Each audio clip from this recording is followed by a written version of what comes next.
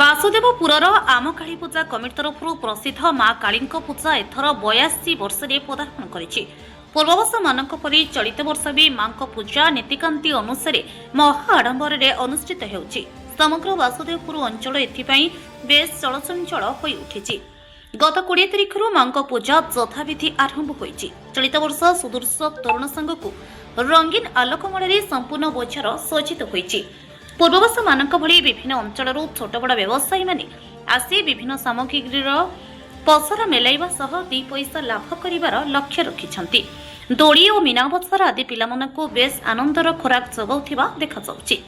ପ୍ରକାଶ୍ୟ ଦୀର୍ଘ 82 ବର୍ଷର ମହନୀୟ ପରମ୍ପରାରେ ସମୃଦ୍ଧ ମା କାଳୀଙ୍କ ପୂଜା 1944 ମସିହାରେ ସର୍ବପ୍ରଥମେ ଚାଳଛପର ଘରୁ ଆରମ୍ଭ ହୋଇ ଆଜି ମନ୍ଦିରରେ ପୂଜିତ ହେଉଛନ୍ତି। ତତ୍କାଳୀନ ଥାନାଧିକାରୀ ମହେନ୍ଦ୍ର ଦାସଙ୍କ ସ୍ୱପ୍ନାଦେଶ ଏବଂ କିଛି ବୁଦ୍ଧିଜୀବୀଙ୍କ ସହଯୋଗରେ ବଜାରର ମଧ୍ୟସ୍ଥଳରେ ପୂଜା ଆରମ୍ଭ ହୋଇଥିଲା। ଆସନ୍ତୁ ଶୁଣିବା ମାଙ୍କ ପୂଜା କେଉଁ ଅବସ୍ଥାରେ ଆରମ୍ଭ ହୋଇଥିଲା ଆଉ ପୂଜା ପଛରେ କିମ୍ବଦନ୍ତୀ କ'ଣ ଅଛି।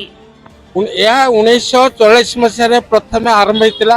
ଆମର ଥାନା ଅଧିକାରୀ ଜଣେ ମୁନିଷି ବାବୁ ଥିଲେ, ଏଠି ଖାଲ ଥିଲା, ସେ ପ୍ରଥମେ ଆରମ୍ଭ କରିଥିଲେ। ଆଉ 1944 ଠାରୁ ଅଦ୍ୟାବଧି କଣ୍ଟିନ୍ୟୁଅସ୍ ଏହାର ପୂଜାର୍ଚ୍ଚନା ହେଉଛି। ପ୍ରଥମେ ଚାଳ ଘର ଥିଲା, ତାପରେ ଆଜବେଷ୍ଟ ଘର ଥିଲା, ତାପରେ ଆମେ ବର୍ତ୍ତମାନ ମନ୍ଦିର ପୂର୍ଣ୍ଣାଙ୍ଗ ଭାବରେ କରିସାରିଛୁ। ଏବଂ ପ୍ରଥମେ ଏଠି ଜଣେ ତା ପରିବର୍ତ୍ତେ ଆମର ଥିଲେ ଯେଉଁ ସଭାପତି, ସେ ହେଉଛନ୍ତି ପୁରୁଷୋତ୍ତମ ପଟ୍ଟନାୟକ, ଜଣେ ହାଇସ୍କୁଲର ପ୍ରଧାନ ଶିକ୍ଷକ। ତାପରେ ଆମର ଜଣେ ୟୁନୁସ ବାବୁ ବୋଲିକି ଜଣେ ମୁସଲମାନ ଥିଲେ। ଇଏ ହେଉଛି ଭାଇଚାରା ସହର ବାସୁଦେବପୁର। ଏଠି ମୁସଲମାନ, ମାରୱାଡ଼ି, ହିନ୍ଦୁ ମିଳିତ ଭାବରେ ଆମେ ପୂଜା ଅର୍ଚ୍ଚନା ଠାକୁରଙ୍କୁ କରୁ ଏବଂ ପ୍ରତିବର୍ଷ ଜାକଜମର ସହିତ ଆମେ ପୂଜା ଅର୍ଚ୍ଚନା କରୁ। ଆମର ଚାରିଟି କମିଟି ଅଛି, ମିଳିତ ଭାବରେ କଳସବୁଡ଼ା କରୁ ଏବଂ ଆଉ ଭସାଣି ମଧ୍ୟ ମିଳିତ ଭାବରେ କରୁ। ଶୃଙ୍ଖଳିତ ଭାବରେ ଲୋକମାନଙ୍କୁ ଆମେ ଦର୍ଶନ କରାଉ। ଆଉ ଏଠି ମାଙ୍କର ଆସନା ବର୍ଷ ପାଇଁ ପ୍ରସ୍ତାବ ରଖିଛୁ। ମୂର୍ତ୍ତି ପରିବର୍ତ୍ତେ ଆମେ ମୁଗୁନି ପଥରରେ 8-10 ଫୁଟର ମୂର୍ତ୍ତି ପ୍ରତିଷ୍ଠା କଲୁ ବୋଲିକି କମିଟି ସ୍ଥିର କରିଛି। ସନ୍ଧ୍ୟା ସମୟରେ ରଙ୍ଗୀନ ଆଲୋକମାଳା, ଯାଦବ ପଡ଼ିଆରେ ପଡ଼ିଥିବା ରାମଦୋଳି, ବ୍ରେକ୍ ଡ୍ୟାନ୍ସ, ବୁଲ୍ ଫାଇଟର ଶ୍ରଦ୍ଧାଳୁଙ୍କ ଦୃଷ୍ଟି ଆକର୍ଷଣର କେନ୍ଦ୍ରବିନ୍ଦୁ ପାଲଟିଛି। ଆସନ୍ତୁ ଶୁଣିବା ଭକ୍ତଙ୍କ ଶୃଙ୍ଖଳିତ ଦର୍ଶନ ଏବଂ ମନୋରଞ୍ଜନ ପାଇଁ ପୂଜା କମିଟି ତରଫରୁ କ'ଣ ପଦକ୍ଷେପ ନିଆଯାଇଛି। ମୋର ମା ଏଠି 20 ଦିନ ଧରି ପୂଜା ପାଇବେ। ଏଠି ଆମର 4ଟି ପୂଜା ମେଢ଼ ଅଛି। ବାସୁଦେବପୁର ଏକ ଭାଇଚାରାର ସହର। ଏଠି ସବୁ ଧର୍ମର ଲୋକ ଏ ଅନୁଷ୍ଠାନକୁ ସହଯୋଗ କରନ୍ତି। ଏ 4ଟି କମିଟିର ସମନ୍ୱୟରେ ପ୍ରଥମେ କଳସ ବୁଢ଼ାଯାଏ। ତାପରେ ଆମର 9 ତାରିଖ ମଧ୍ୟ 4ଟି କମିଟି ଭସାଣୀର କାର୍ଯ୍ୟକ୍ରମ ରହିଛି।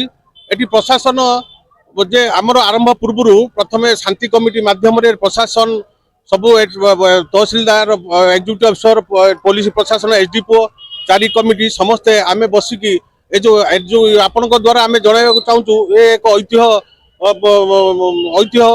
ପର୍ବ, ଗଣପର୍ବ। ଏହା ଦ୍ୱାରା ଏଠି ବହୁତ ଅଞ୍ଚଳର ଲୋକ ଏଠିକି ଆସନ୍ତି। ଲୋକମାନଙ୍କ ସୁବିଧା ପାଇଁ ଆମେ ପ୍ରଶାସନିକ ଲେବୁଲର ପୋଲିସଠୁ ଆରମ୍ଭ କରିକି ପୌରପାଳିକା ପାନୀୟ ଜଳ, ଏଠି ମଧ୍ୟ ଗାଡ଼ି ରଖିବା ପାଇଁ ପାର୍କିଂ, ଏଠି ମଧ୍ୟ ମୋଟର ସାଇକେଲ ରଖିବା ପାଇଁ ପାର୍କିଂ, ଆଉ ବିଭିନ୍ନ ସୁବିଧା ସୁଯୋଗ ମଧ୍ୟ ସବୁ ଆମେ ଯୋଗାଇବା ସଙ୍ଗେ ସଙ୍ଗେ ଏଠି ମଧ୍ୟ ଗୋଟେ ସବୁଠାରୁ ବଡ଼ ଜିନିଷ, এই ଯେଉଁ ছিনତାଇ ପାଇଁ ଏଠି ସିସି କ୍ୟାମେରା ମଧ୍ୟ ଆମର ବ୍ୟବହୃତ ହୋଇଛି।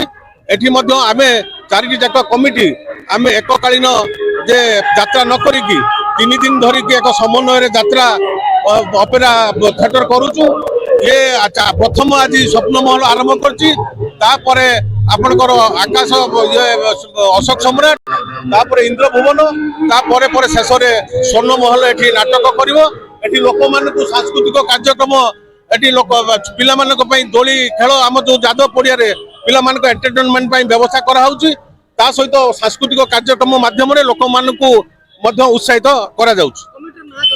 କମିଟି ଚଳିତ ବର୍ଷର ପୂଜା ଯଥାବିଧି ଓ ଶାନ୍ତି ଶୃଙ୍ଖଳାର ସହିତ ସମ୍ପନ୍ନ କରାଯିବ ବୋଲି ଆମ କାଳୀପୂଜା କମିଟିର ସଭାପତି କିଶୋର ଚନ୍ଦ୍ର ମହାପାତ୍ର, ସମ୍ପାଦକ ମାଧବ ଚରଣ ପୁହାଣ, କୋଷାଧ୍ୟକ୍ଷ ଚନ୍ଦ୍ରକାନ୍ତ ଦାସଙ୍କ ସମେତ ସହ ସମ୍ପାଦକ ଉମାକାନ୍ତ ଦାସ, ବଳରାମ ପେରିୱାଲ, ଆଶିଷ କୁମାର ମହାନ୍ତି, ଅଜୟ କୁମାର ବାରିକ, ଚନ୍ଦ୍ରକାନ୍ତ ଅଗସ୍ତି ପ୍ରମୁଖ ପ୍ରକାଶ କରିଛନ୍ତି। ବାସୁଦେବପୁରର କାଳୀପୂଜା ଯେତିକି ପୁରୁଣା ହେଉଛି, ତାହାର ପରମ୍ପରା ସେତିକି ସମୃଦ୍ଧ ହେଉଛି। ଭଦ୍ରକରୁ ଅମୂଲ୍ୟ କୁମାର ମାଝୀଙ୍କ ରିପୋର୍ଟ ଉତ୍କଳ ମେଲ୍ ଲାଇଭ୍।